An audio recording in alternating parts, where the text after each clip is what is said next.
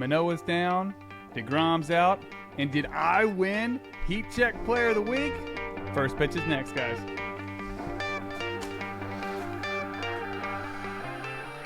What's going on, everybody? Welcome to episode 34 of Bringing the Heat. My name's Cody Pyatt, and with me, as always, the four-seam fastball co-host, Will Sism. Buddy, happy Saturday night. How you doing? Doing well. It's been a busy week, but a productive week, and right. Excited to get into this episode. I think we've got really quite a few topics to dive into. With it being kind of mid-June, there's a lot of stuff happening. Dude, it's been an insane episode. We have this is going to be tough to squeeze into an hour. I threw a lot of stuff on here, tried to kind of pare it down. We'll see how it goes. But guys, thanks for rolling with us. And let's see how this goes. Let's get rolling with where do we stand. We'll start in the AL like we typically do, looking at our East standings. And man, oh man, did the Rays have a week. They ended at 47-20, 5.5 games up on Baltimore, sitting at 40-24. That's their best start in franchise history. Got the Yankees in third place. They're 9 games back of the Rays, which is just nuts. 37-28. Then you got Toronto and 36-30. Boston at 32-32, battling out with the Yankees as we speak. In the Central, Minnesota still doing their thing, 33-32. Cleveland has battled up to second place at 30-33. Then the White Sox, Detroit, how the mighty have fallen, and Kansas City, 18 wins. They're pushing for that worst record in the American League. Good stuff. And then you got Texas in the West, 41-22, 5.5 games up on Houston at 36-28. Angels turning it on, 35-30. And then you got Seattle and Oakland, who has won 4 games this week. Claps for Oakland. I mean, what's going on at the Bay? Will, Man. broad strokes, what do you like in the American League? Wow. Golly, where do I start? I mean, the AL East feels like it's kind of stayed somewhat similar over the past few weeks. The Rays still have a pretty comfortable lead over Baltimore, and I mean, it's just, I don't know. For me in the East right now, I'm trying to figure out, all right, is Toronto going to make a huge run? Mm-hmm. Are the Yankees going to make a huge run? Is Boston going to get it together and make a run? Like, I don't know, because it's going to be tough to get 4 teams in. I'm not saying it's impossible, but I just feel like it's going to be tough to get 4 teams in out of that division. So I don't know. I feel really good, obviously, about the Rays. I feel good about Baltimore, even though they haven't played quite as well over a little recent stretch. But I'm very interested to see how it plays out with those bottom 3 teams as it stands. So that'll be something we continue to monitor throughout, obviously, the summer and the rest of the season. I tell you what, the Central, if you want to look up what mediocre means in the dictionary, it's got the AL Central in it.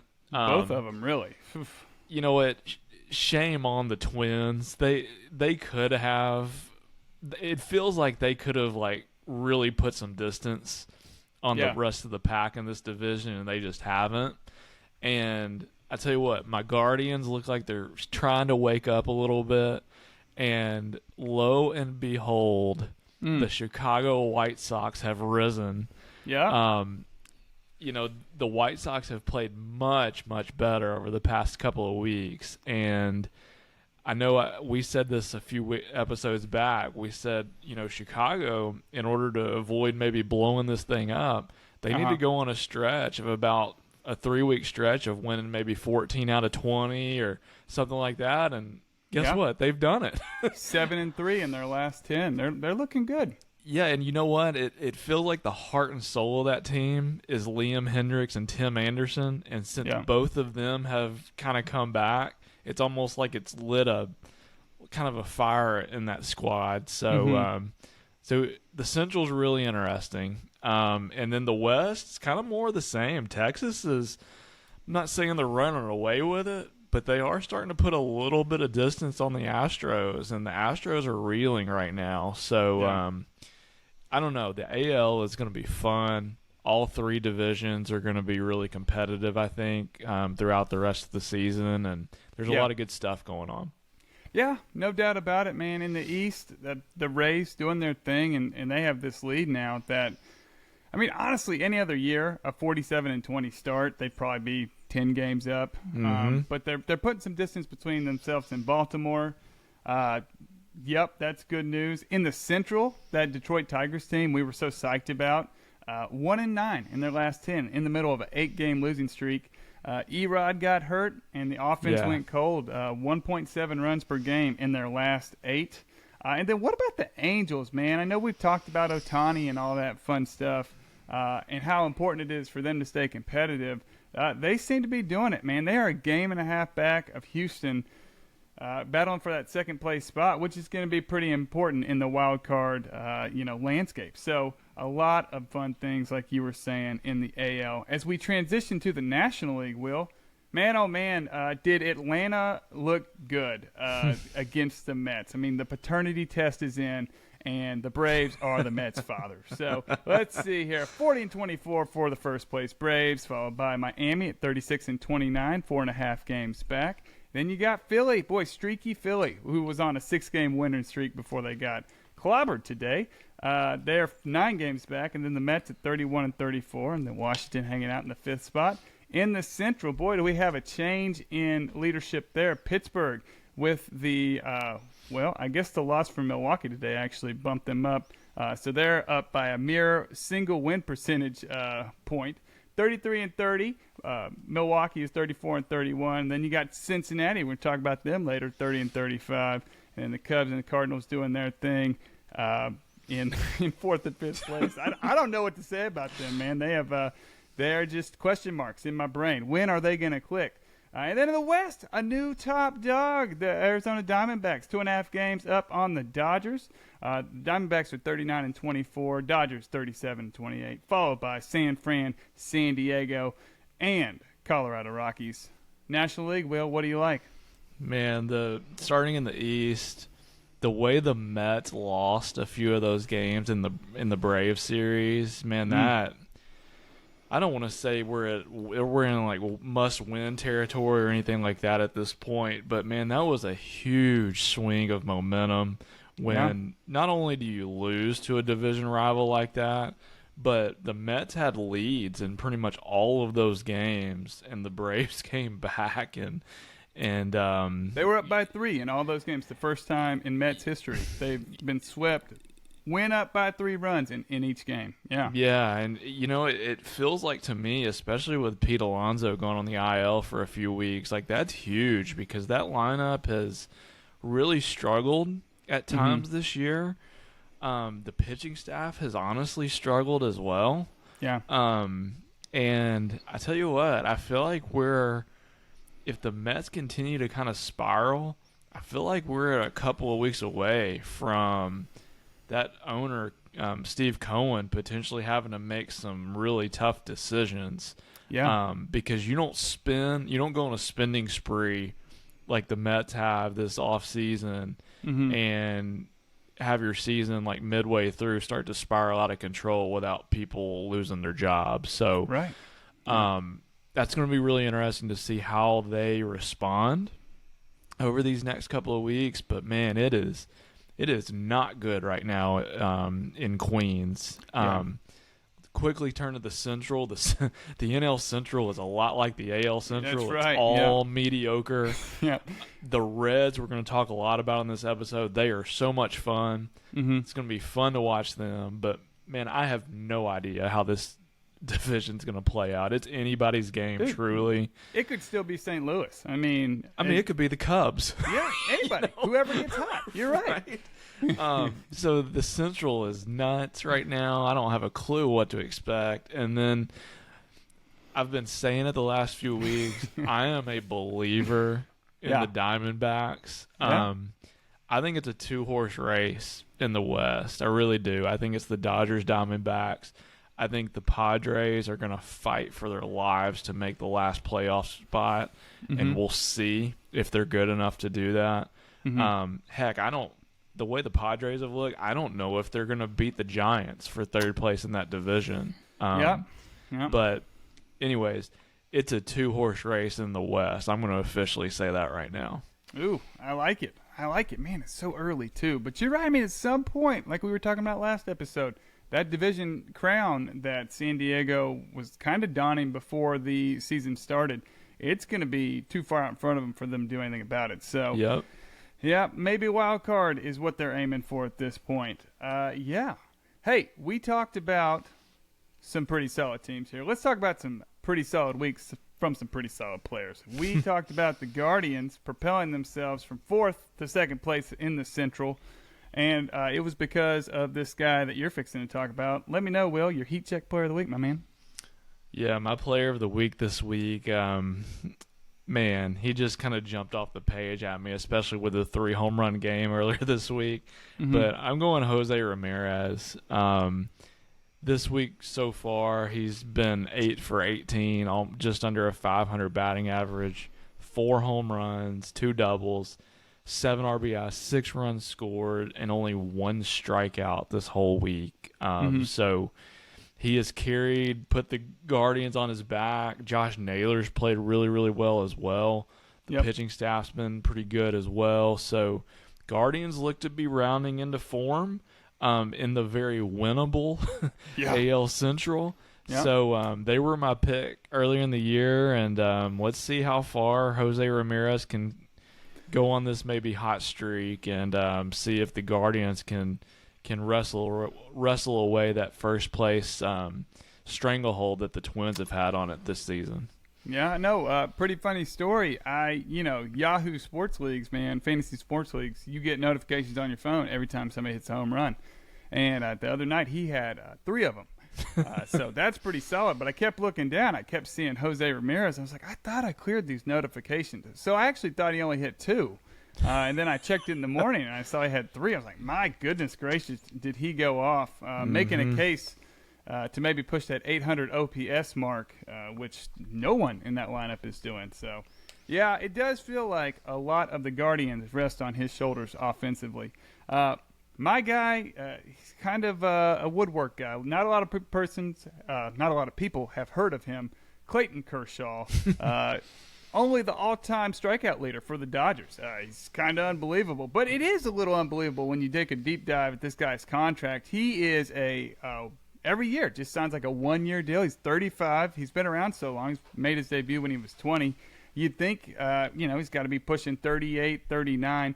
And in a free agency landscape where Max Scherzer and Justin Verlander are getting upwards of $40 million a year to pitch the baseball, Clayton Kershaw just takes this $20 million deal. And here's what he's been doing. 8-4 and a 2.95 ERA, a 1.09 whip, 93 Ks, and 76.1 innings pitched. I don't know why we didn't push this guy more as like a top 5 pitcher, because that's what he's been.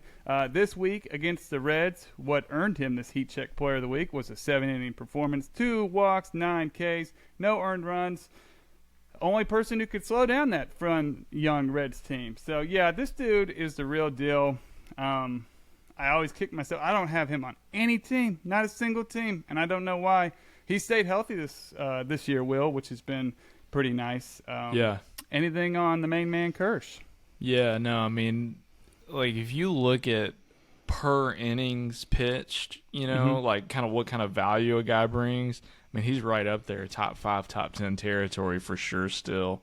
I think the only reason he falls in drafts at this point is because of, the fear of injury, the fear that the Dodgers might skip a few rotations because they're in a good spot. And to be honest, he falls way too far because we project those things. But yeah, I mean, the guy's amazing.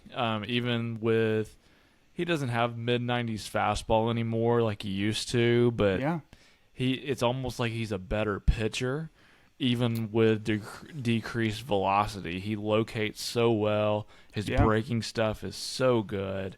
So yeah, it's fun to watch, man. I really enjoy watching Kershaw pitch now. Yeah, 35 years young. He could keep doing it. It's kind of like when people talk about LeBron or Tom Brady and they say like, okay, he's got like 3 different Hall of Fame careers, early career, middle, like prime, and then latter half.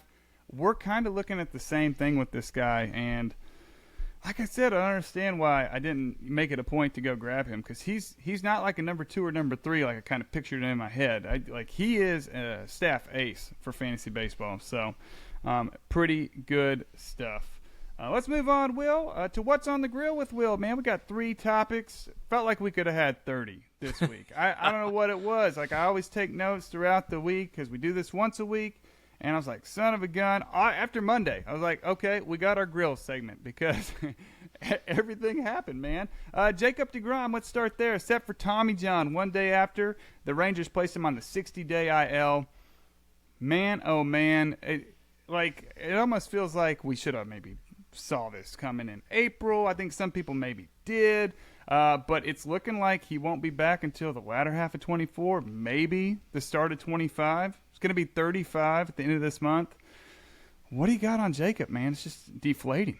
Yeah, it's tough, man. It's this is in my mind, the most talented pitcher of this generation. And unfortunately the past couple of years he hadn't been able to stay on the mound. And my question is how I just wonder how long has maybe this been going on? Or was it kind of a combination of a bunch of different injuries, and maybe he was having to make some sort of compromising move and mechanically, and it ended up putting more strain on the elbow. Like, who knows? But regardless of what happened, it is what it is. He's out until at the very earliest towards the end of next year. And it stinks. I mean, it feels like right now we're getting robbed of watching a guy who is as good as there is, in peak performance. And so it's a shame for baseball fans.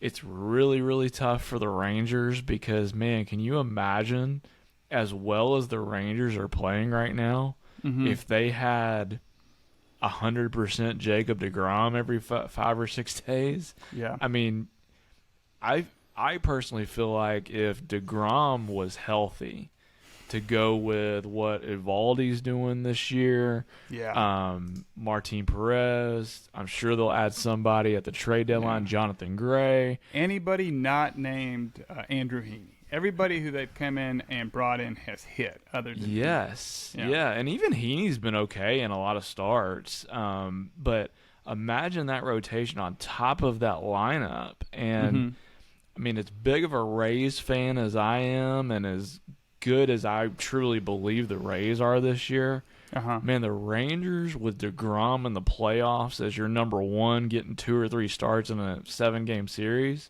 scary. Dude, that's tough. Dude, yeah. So all that to say, man, I think the Rangers are still going to make the playoffs this year. I think they're going to win the West. But man, there's in some the heat playoffs, right there. In the playoffs, though, this is going to potentially be a big difference maker. Yeah, it's man, I don't know if you saw the presser. It is pretty tough. He was fighting back tears. You can tell he wants to be out there. You signed this 5-year, $185 million contract. You want to perform. I think there's a section of people who think, oh, they just get the money, and these are people, they play baseball because they love it. That's why we all did it when we were kids, and you can tell he wants to be out there helping this first place Rangers team. Heart breaks for him, man. I was kind of in shock when I saw it. From 2015 to 2019, this guy, 4 out of 5 seasons above 191 innings. So, I mean, and 3 of those, it was over like 210. He used to be like a hoss. He was a horse. He just, I mean, I don't know. We talked about it. Maybe the velocity tick up, because he was like a 95, 96 guy. Well, now he comes out, he's throwing a hunch, and it's nasty. He's unhittable, but man, he can't stay on the dang field. What do you think this does for his fantasy value?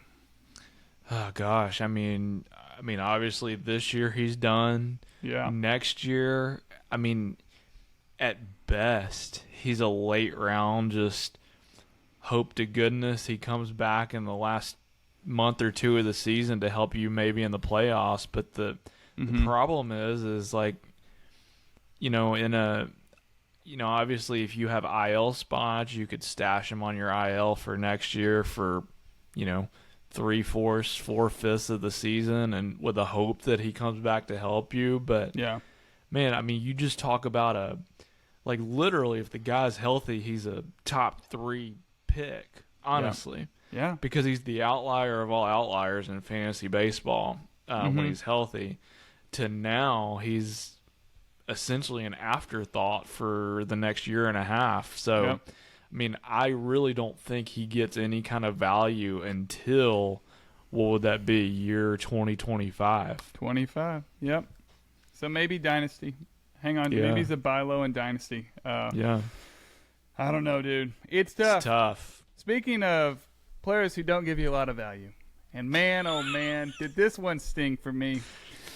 Because when he got sent down, I just was like, oh, Will was so right. Alek Manoah gets sent down to not AAA, not AA, but the Blue Jays rookie level Florida Complex League after giving 6 earned runs up to the Astros in .1 innings. I don't know if you saw it. Microcosm of the season for this young man. He's literally blowing a bunt. He's blowing the ball, trying to get it to go foul. Now, if you're down there and you're blowing on that ball, Will, explain to he gave it like one good, he gave it one good like puff. But man, you gotta give me a secondary, a third blow. Let's make that ball go foul. What he got on Manoah? Is this your victory lap? This must feel good for you. You know what? So on the blowing incident, desperate times calls for desperate measures, right? So that's very true. That's all I gotta say on that. Dude's got heart. He has so much heart. Dude, man, I mean, here's the thing. Like, I've kind of said it all along. I mean, okay, I'll put it this way. So obviously, with some of the greatest pitchers that we've seen in recent years, all guys in baseball, it's part of the beauty of the game. All guys go through peaks and valleys, and you can draft a guy in the early rounds and he has a little bit of a down season. But if you watch enough baseball, you can kind of figure out, all right, his timing's off or something mechanically is off or whatever the case may be. You're like, I'm gonna stay in it with this guy because I invested a high draft pick in him, and eventually I'm going to get some production out of him. Like, you just kind of feel that with a lot of guys. This was different. Whenever I would watch him, I mean, it's hard to even explain. Like, when you look at what he did a year ago to what he was this year, it was night and day. It doesn't get any more different. I mean, last year you could see the confidence just oozing out of him. Like, he could go up against Aaron Judge, and he thought that he was going to strike out Aaron Judge last year. He's like, this guy ain't going to hit a home run off of me. But this year, it was almost like he was throwing the ball hoping that it wouldn't get crushed, or hoping that, man, I hope this is a strike because I don't need to walk another guy. Like, it was just different. So all that to say, he has a long road ahead of him as far as figuring out what's going on, both mechanically, and he's got to get his confidence back. I think that's the biggest thing right now. Like, he has got to get somewhat back to the mindset of whatever he was feeling last year, because the talent is still there. It's somewhere in there. Right. But as an athlete, for me, I played at the college level. I didn't play professional, but even at the college level, mentally, the mental game is huge. And if you don't have any confidence in what you're trying to do and to try to execute pitches, in his case, I mean, it's just not going to happen when you're going up against the best baseball players in the world. So I wish him the best. From a fantasy perspective, though, like I've said for the past couple of months, man, like, if you're hanging on to him with a hope and a prayer, dude, go find somebody on waivers that can help you. Yeah, or okay, is he the ultimate buy low? This is the opportunity. He's not going to get any lower. He's at the rookie league. I did a little research on this, guys. I was like, why won't they put him in AAA?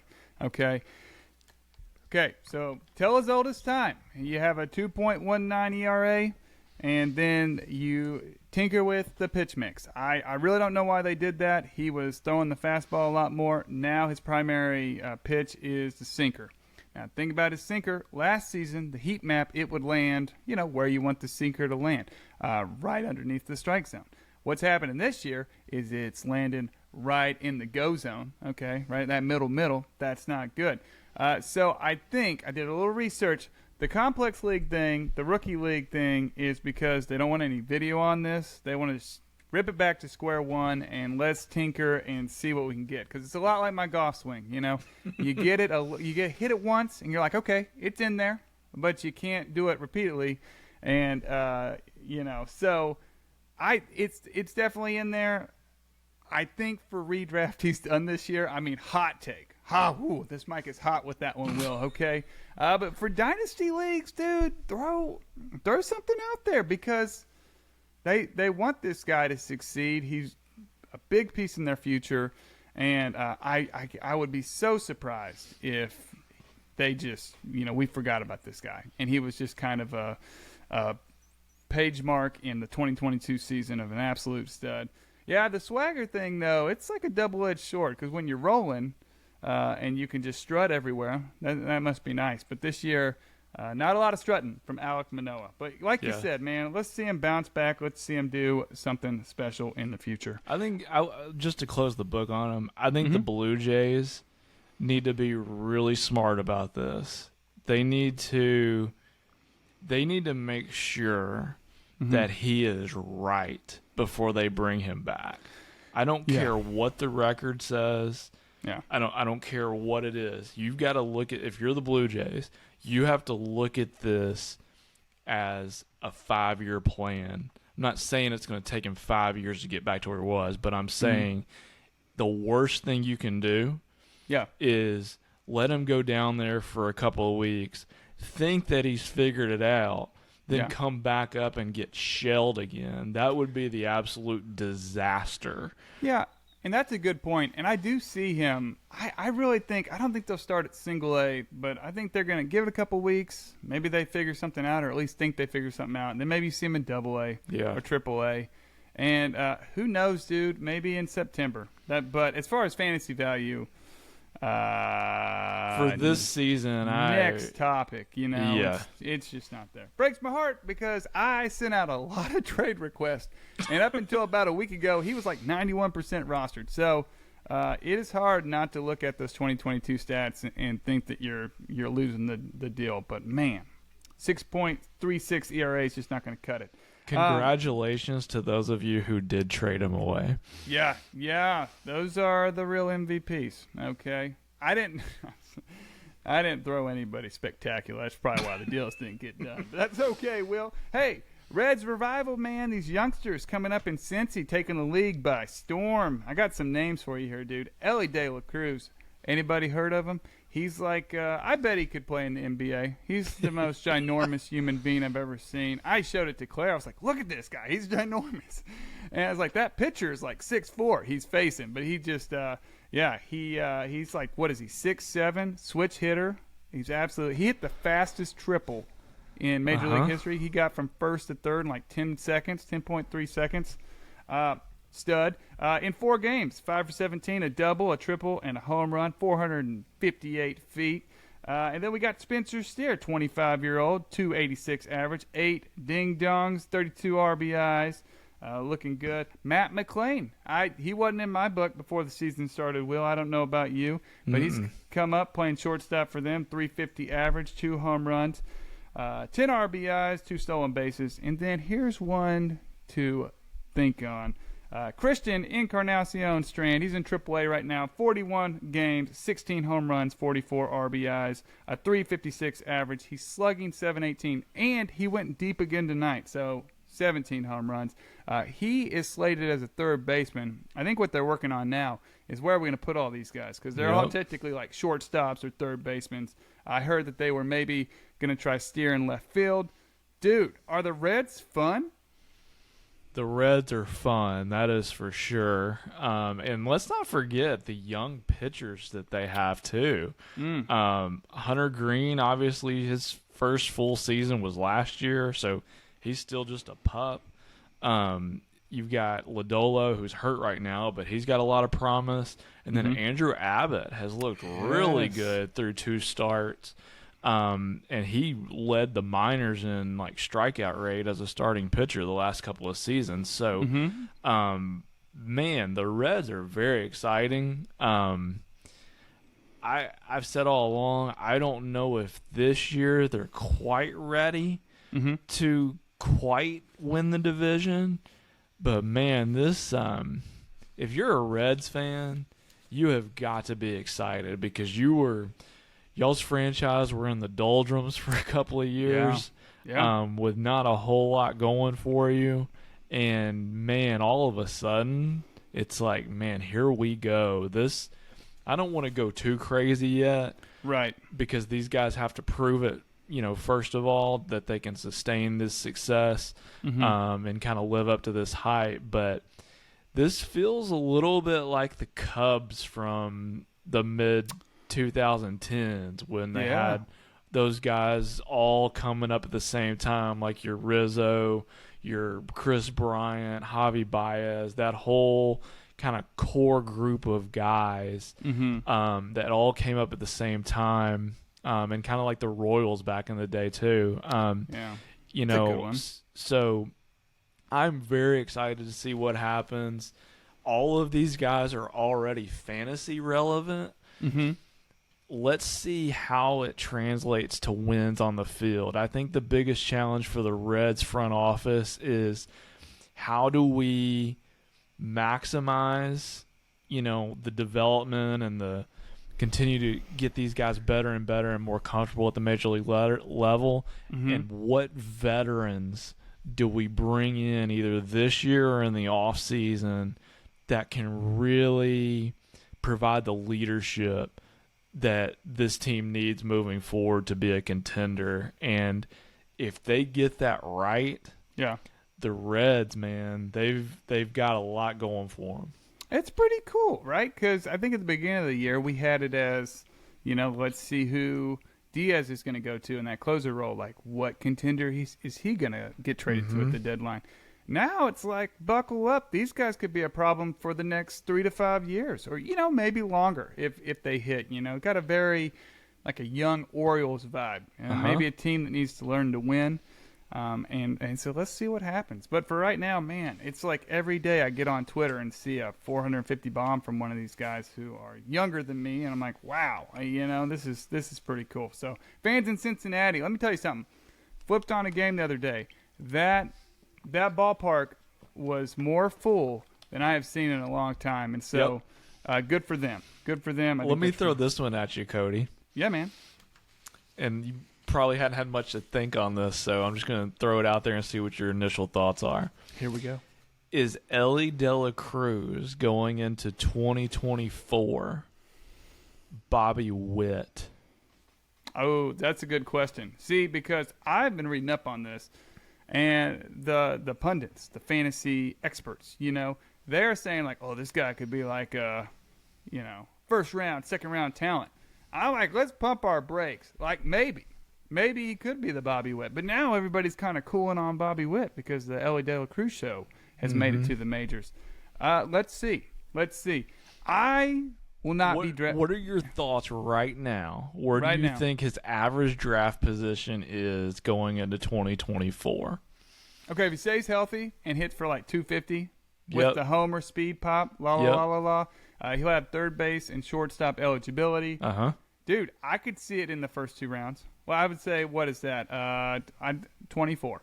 I would say, because we could do Michael Harris. This would be like a Michael Harris moment to me. I think it's going to be higher.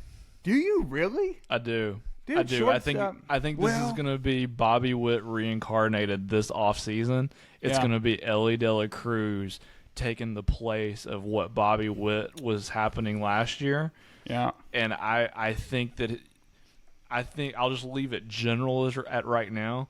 I think he will be late first-round average draft position going into 2024. I'm not kidding. That's pretty wild. That's pretty wild. Hey, let's see. He'll be 22. Dude, I got the sting of Michael Harris, man. I still got him on some teams. I think the hype is going to be out of control, though, because he's got the same crazy speed that Bobby Witt has. Mm-hmm. He has probably more power potential than Bobby Witt does. He's a switch hitter. He plays in an amazing home ballpark. Yeah. I really do. I think his draft position is going to be somewhere between 10 and 15 going into 2024. Yeah. Here's the deal. Strikeout rate's not everything, and we're 4 games in. But he struck out 50% of the time. I wanted to look real quick at the minor league numbers because that would tell me more. And am not finding. I know he struck out 26 times. It's saying here, so that doesn't seem bad. 26. Wait, no, Bobby Witt had that problem too, but that didn't slow the hype train down. Dude, that's so true. That's so true. And he was also one dotting in AAA. He struck out 50 times in 38 games.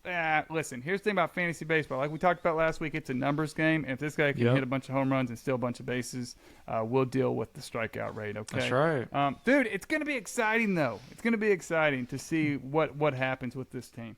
Get that hype train rolling. I'm telling you, it's going to be off the charts. Going into next year is going to be all Ellie De La Cruz. I can just see it. Dude, that's right now. Yeah, you have them. Boom. That's a hot commodity, guys.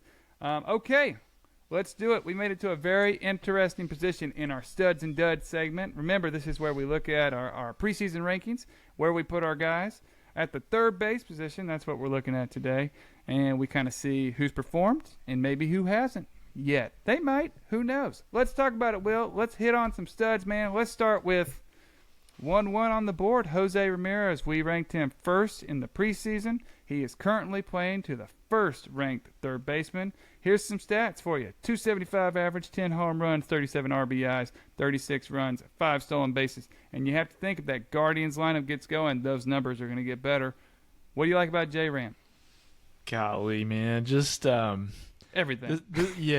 This felt like one of the easiest calls preseason, really, as far as like the clear-cut number one at their respective position. And so this doesn't surprise me. It honestly feels like just a tad of a down year so far as well.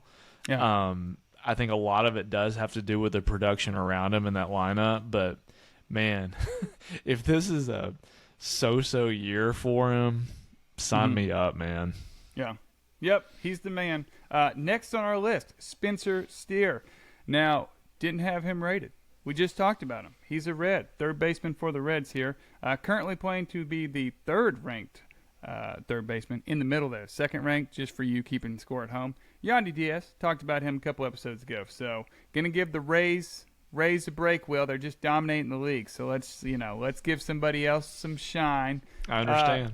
We're going to be talking about them a lot in October, my friend. Stats for Steer, 286 average, 8 home runs, 32 RBIs, 35 runs, 5 stolen bases. Anything? What you like?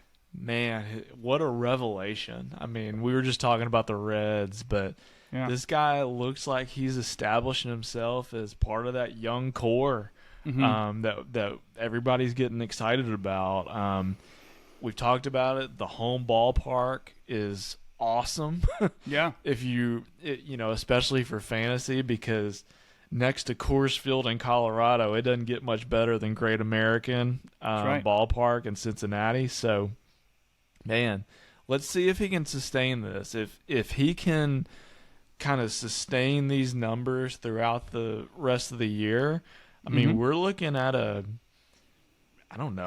minimum, a mid-round guy, especially eligible at probably first and third base going into next year. So that is good stuff from a guy that probably 99% of the baseball world had never heard of going into the season. Right. Another youngster. Last stud we're going to talk about, Josh Young. Josh Young? What we got on this, Will? What's his name? Josh Young? Young, yeah. Young, okay. That's a cool way of saying it. All right. Preseason, thanks for your help on that, bud. Preseason, we had him ranked 20th. That is in our lotto tickets. So if you grabbed him, congratulations, you're a winner. You won the lottery. Go tell your friends. Currently, he is ranked the 4th third baseman on the board. Stats, 292 average, 13 home runs, 39 RBIs, 34 runs scored, and 1 stolen base for those first place Texas Rangers. I know you love this guy. I do. He's he's such a good player, man, and he's a really good defensive third baseman too. I watched the Rangers play a lot, and he's impressive defensively. But obviously, the offense is what really we care about in fantasy, and man, has he delivered. This was like our perfect lottery ticket example, though, Cody. Yeah. We had him in the lottery tickets because he was super young. He was a hot prospect coming up through the Rangers system. We knew he had a lot of potential and a lot of upside, but the production, he just hadn't had a chance to, obviously display that. But man, he has taken that and run with it this year. I mean, he looks like, to me, he looks like a, I don't know. I'm just going to say a top 5 or 6 third baseman for the foreseeable future. Yeah, it's pretty neat, man, because walking into this year, third base was looking pretty bleak after the first 6 guys. These youngsters are coming in and really kind of lengthening that for us, so that's nice. We'll see. That's always the kind of conundrum we run into is, can these guys stack a couple good years together and really solidify themselves as solid fantasy mainstays? But, man, are they not having some great years. Okay, so now to move on. The storm clouds are rolling in. Let's talk about some duds, man. And let's start with, man, I don't think anybody had this in their books. Manny Machado, we had him ranked 2nd. He's playing up to the 42nd third baseman. Stats, 239 average, 6 home runs, 21 RBIs, 23 runs, and a couple of stolen bases. What are you seeing? Man, is this not just a personification of kind of what's going on in San Diego? Like, I don't know, like, when you think of the San Diego Padres, I think the first thing that comes to your mind is just disappointing. Yep. And same thing going here with Machado. I mean, obviously he spent a couple of weeks on the IL recently after getting hit in the hand by a pitch. But, man, even before that, he just did not look right. His timing has looked way off. Yeah. A lot of really what I call non-competitive at-bats to where, it didn't even look to me like he's hitting that many hard-hit balls. And, sometimes it looks like a guy can hit – maybe if his average is a little bit lower than what we think it should be. A lot of times if you watch him play, well, he's still hitting the ball hard. He just happened to hit him right at people. Right. But this is not the case. I mean, Machado just hadn't looked like himself. The power has not been there, which has always been a mainstay with him. Yeah. Do I expect him to turn it around? I do. But at this point, it is going to be really hard for someone to get any sort of profit, so to speak, on that investment, because you're going to have to get him at minimum probably 2nd round going into the year. Right. Yep. No, I think a lot of people, especially for fantasy, thought, okay, he's got the speed, he's got the power, and he just hasn't been there. But let me tell you something. He's not on your squad. Buy low. This is, out of any of these guys I'm talking about, buy low. If you need help at third base, I would say his stats are really looking better since he's come back from injury. And when San Diego starts to go, if you believe like I do, they will. He's going to be a big reason for that. This next guy, Will, this one's kind of weird, man. We talked about this with a couple of second basemen, kind of like studly duds. Let's talk about Max Muncy. We ranked him our 13th ranked third baseman. He is ranked 20th currently in the league. And here's why. 198 average. Now, this guy is not one who's ever hit for much average. The power has been there this year, though, or has been there. 18 home runs, 44 RBIs, 38 runs, 1 stolen base. So really not bad per se, but you can't have too many players hitting with this batting average on your team. What do you got? Yeah, no, you're right. I mean, I think that if you've got a guy like Matt Muncy on your team, it's all about what do you have around him, because and I would also say that Muncy's probably eligible at second base in most of your leagues too. And That's true. I would probably say that most people who have him rostered are probably using him at second base. The third base is nice, but I would say that most people probably primarily see him as their second baseman for fantasy purposes because of how weak that position is. But regardless, he can be valuable because especially if you look at second base, the power numbers are an outlier. Him and Nolan Gorman have pretty much owned the power department at that particular position. But it's weird. It's kind of, to an extent, it's almost like a Pete Alonso light version. At second and third base with Muncy. I think at the end of the day, you draft Max Muncy, and you know that the average is not going to help you. Right.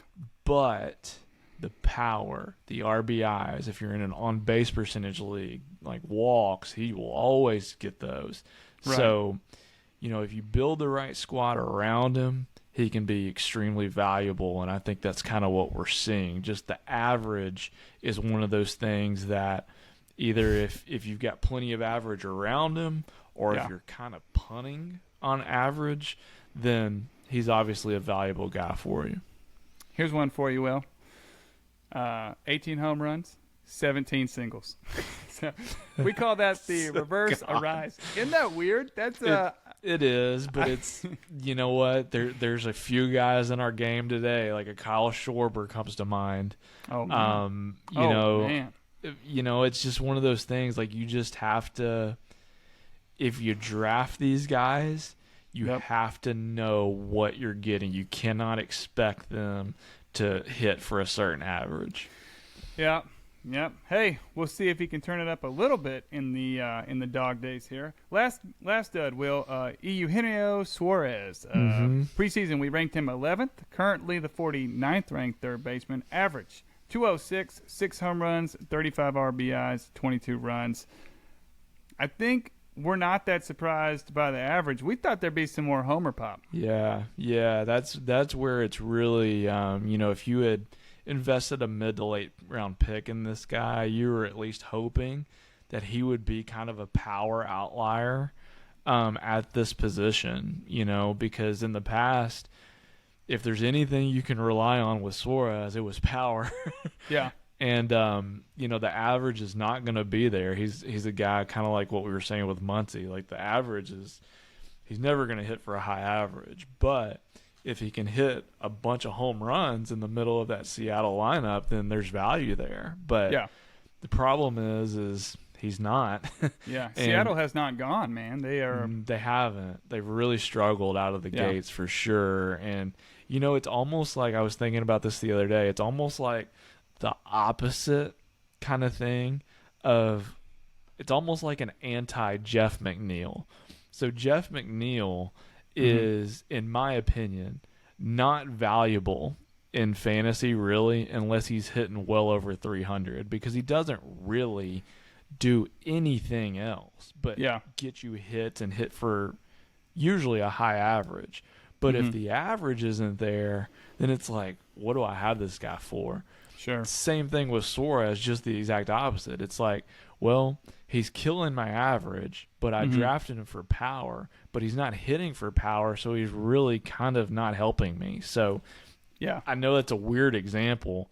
No, but it's good. It's basically like the exact opposite of those two players. Yeah. Well, that's what's fun about the mid-rounds. You have to make decisions of, like, what kind of team am I going to have, Okay, as we hit the 53-minute mark of this podcast, we got a bump, my man. Here we go. There's smoke, but is there fire? Starting pitching edition. Will, I've been excited about this. This is one of my favorites, and I feel like we don't do it all the time. So I got 4 names here. Let me hit them for you, okay? We'll do one at a time, though. Kodai Senga, okay? 5-3, a 3.75 ERA, a 1.44 whip, 73 Ks in 57 innings. Very hot or cold, man. If he can locate the forkball, he looks pretty dang nasty. But 6 out of his 11 starts, he's walked 4+ batters. What are we feeling? Simmer, campfire, blaze? I'm at a campfire here. You kind of hit the nail on the head. I mean, this guy is either brilliant or he's bad. Yeah. The thing that's just killing me though with him is those walks. I mean, I've said it a lot on here. Those of you guys that have listened regularly, like I can't hang in there with a lot of pitchers who get a ton of walks, and man, he just walks too many guys. I mean, and that's what's going to, at the end of the season, if that continues, that's just going to kill his value because the whip's going to be too high, and in turn, you know, when you get too many guys on base, at some point it's going to burn you. Yep. And, you know, the strikeouts are awesome. Some of the starts are awesome. Yeah. But some of the starts, it's like, oh, my God, this guy has just buried me if you're in a week-to-week head-to-head matchup. So it's tough. I'm in a campfire, but, man, I would have a hard time rostering this guy just knowing what his skill set is. Oh, for sure. He had another good one today. But like we talked about it the other day, you know, because I picked him up off of waivers. He gets, I mean, I think he walked like 5 people and just gets rocked in Toronto. And you told me, like, you just got to keep him in there because the second you bench him, he's going to have a good start. So I was going to bench him this morning, and I heard your voice in my head. I was like, okay, I'm going to rock with him. And he did well. I think he went 7 scoreless, or maybe gave up 1 unearned, but still pretty solid. Next guy, Bryce Miller. Oh, this one stings a little bit. 3-3 with a 4.46 ERA, a 0.97 WHIP. You're shaking your head already. 33 Ks in 38 innings. He's got rocked back-to-back starts. He lives and dies with that fastball wheel. He throws it 70% of the time. What are we thinking?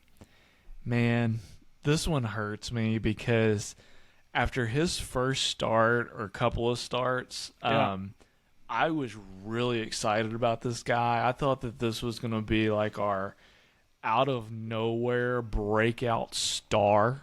Strider this year. From last year, maybe. You know? Like, you know, to a little bit lesser degree, but I thought that this guy was like the real deal after those first couple of starts. And my gosh, he's gotten just crushed these last few starts. So I am almost at a blaze with him. I want to, if I had him, I don't have him in any of my teams right now, but if I had him, he would be hanging on by a thread.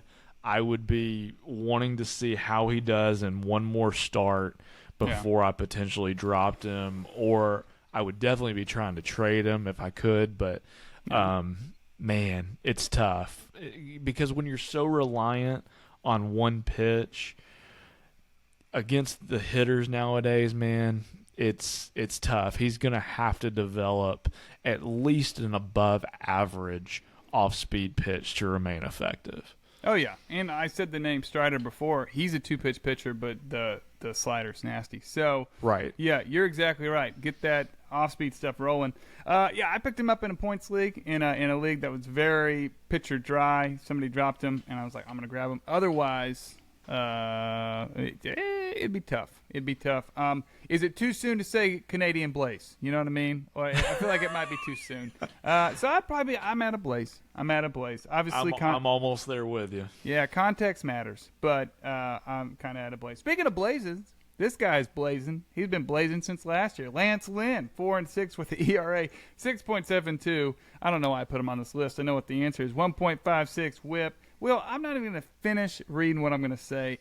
Hit me with it, dude. Where are we with this dude? Dude, I'm in an inferno. Inferno. Yeah, we're past Blaze territory we're with Lance on Lynn. The sun with Lance Lynn. Yeah, because Lance Lynn, it's honestly a little bit, it's like an older version of Bryce Miller because he lives and dies. He's always lived and died by the fastball. Yeah. Guys are crushing him now. His ERA is almost 7 over a 1.5 WHIP. I mean, the only thing that's saving him is the strikeouts are a little bit more than 1 per inning, which is, pretty good. But my gosh, I mean, he's at this point, he is truly unstartable from a fantasy perspective. So I would not touch him. Dude, case per 9 isn't that helpful if you're just getting crushed otherwise. You know what I mean? Right. I tried to do a little deep dive. It's not like velocity's gone down. I'm not sure what it is. He's walking more people, a lot more people. I think it's like 3.6 per 9. Yep. And then 2 home runs he's given up per 9 innings, and that's just that dude. That's like 3 per start. Yeah. And you know what it is though? I was thinking about this too. Like with the velocity ticking up across the board in Major League Baseball, but his remaining the same, it's almost like his velocity is decreased relative to the competition. And so like used to, you know, he could get away with a mid-90s fastball because he could locate it. It had a lot of movement to it. Yep. But now, if some of that movement is kind of tailed off, and now with that miles per hour essentially staying constant, it's basically like a decrease when you compare it to the rest of the league. Dude, if you're rocking with us at the 1 hour point, okay, this is why. For little nuggets like that from Will. That is such a great point, dude. I love it. Okay. Nasty Nestor Cortez, last guy we're going to talk about for the Yankees, 5-2 with a 5.16 ERA, 1.3 WHIP, 59 Ks in 59 innings. He was placed on the 15-day IL with some shoulder stuff. Maybe that's played a little bit of a part, but the FIP was a little bit lower, 4.58. So maybe he's a little unlucky. What are we feeling on this guy? He's been lights out for like 2 years coming into this season. He has, and I hear you on the buy low. But I've always been skeptical of him, even the past 2 seasons, because when I watch him pitch, I feel like it's kind of gimmicky. Sure. And when I watch him pitch, like his stuff just doesn't really jump off the page at me. Mm-hmm. And I'm honestly always thinking, I'm like, how do guys not hit this guy? It's almost like he reminds me very much, and I truly mean this as a compliment, but he reminds me of a left-handed Tony Gonsolin. A guy who does not throw very hard relative to, you know, the rest of the league, but a guy who can locate. He's got really good off-speed stuff, and he just feels like an awkward at bat for a lot of hitters. But I don't know. Like this year, it almost feels like the league's kind of caught up to him. I know he's been injured, but I don't know. I would at minimum be a campfire.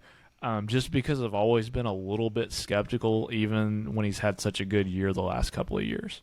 Yeah, I think gimmick's the perfect word with what he does with his wind-up and all that fun stuff. Yeah. But gimmick or not, man, people in 21 and 22 could not. They were batting like 150 on his fastball. Like, they couldn't hit the fastball. And I know what you're thinking at home. Like, how fast was he throwing? Like 102? Nope. Like, how about a crispy 91, you know, on the corners? He was painting. And, you know, honestly, a lot of fun to watch if you guys have time looking at this dude's story, you know. Came up with the Yankees, got cut by them, and they got cut by Baltimore. Not when they were good, when they were bad. And the Yankees picked him back up. So good for him, and potentially good for me. As we move on to our last segment, our Roman Candle Player of the Week. Mom, I know you're out there. This one's for you. Week 10 results. We got Xander Bogaerts.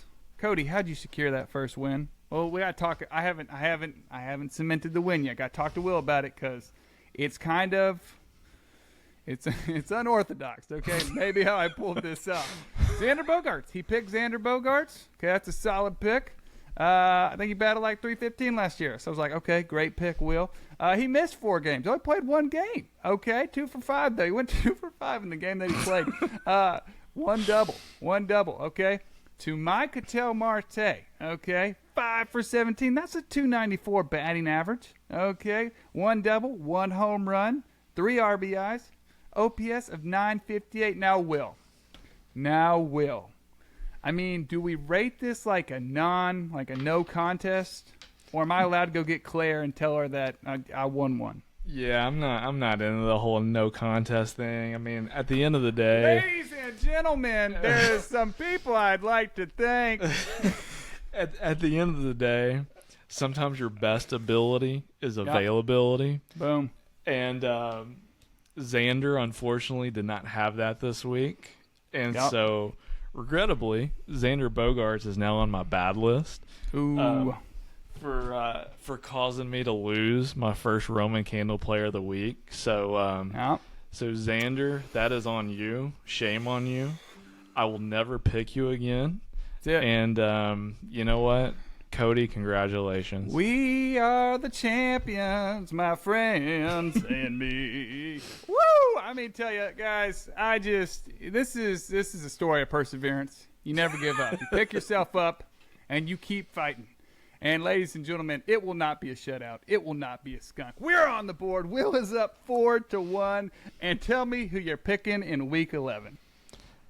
So week 11, we're going to try to turn this around. I'm going to try to get a guy who actually is going to play this week. So we're going to go Matt Olson. He is a mainstay at the top of that Braves batting order, which I like very much. And you know, here's the thing with Matt Olson, the average is never really going to be there. But man, when the Braves really need somebody to either get on base or to hit a clutch home run or a clutch double in the gap, this guy usually delivers with runners on base. So I expect this guy to get a lot of RBIs. The average might not be great, but I'm rolling with Matt Olson this coming up week. I think he's going to help the Braves continue to be hot and show why they're the best team in the National League. I like it. It makes me nervous. Okay. And for my first pick off a win, going for a streak here, people. Okay. I stuck with Will's Brave pick. I really liked it. I was like, oh, that's a pretty solid idea. Austin Riley. I got him on a couple teams, and he has come alive in the last week, and I am picking him